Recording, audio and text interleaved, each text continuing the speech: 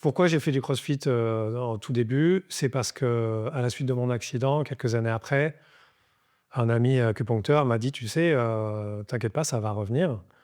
Ta mobilité, tes fonctions physiques et un jour, tu pourras faire les monkey bars, enfin les barres comme ça». Je dis: «Mais c'est trop bien ça. Mais ouais, je pourrais faire ça». Et donc mon objectif, c'était de pouvoir refaire les monkey bars. Et qu'est-ce que c'est que les monkey bars? Et les monkey bars, Ouais. c'est les barres, d'un singe, le monkey, OK. qui passe d'une barre à l'autre. OK. Ah oui, d'accord. OK, je vois. OK. Voilà. Mmh. Et quand tu viens d'une épaule arrachée, c'est un peu le challenge ultime. OK.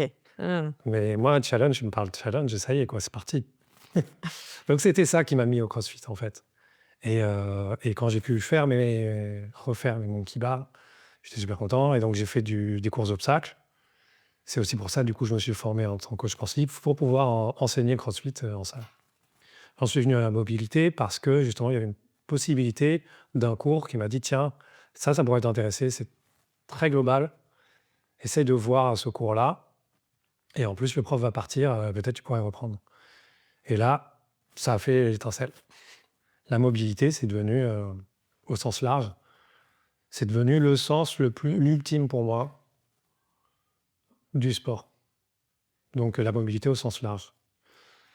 Donc j'ai fait un peu, quelques expérimentations sur 1 an ou 2 et ensuite très rapidement, j'ai eu l'inspiration de créer, une marque. Enfin une discipline de marque, donc c'est déposé en tant que marque et comme discipline, Holistic Mobility. Et donc là, j'ai travaillé là-dessus, en présentiel, avec les ateliers, et cetera. Juste, entre-temps, il y avait plein de choses que j'avais envie de dire. Je voulais les mettre dans ce courant-là, qui était beaucoup plus global et qui n'était pas sur le sport. Vous ne pouvez pas rentrer dans cette chaîne YouTube, vous ne pouvez pas rentrer dans ces courants-là, dans ces cours, et cetera.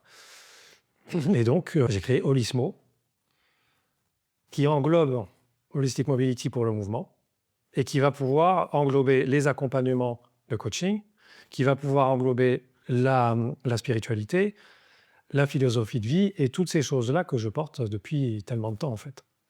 Oui, en fait, toi, ta vie personnelle et ta vie professionnelle se sont entremêlées tout du long. Il n'y a pas vraiment Oui. de frontières. Il y a très peu de frontières et quand il y avait des frontières, j'étais malheureux. Ah oui.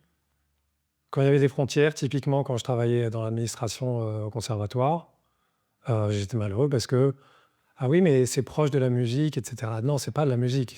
Quand on est dans un bureau à gérer, même si c'est un plus d'être musicien, quand tu gères une scolarité, un machin, un concours d'entrée, ça n'a rien à voir. Et c'est presque plus frustrant.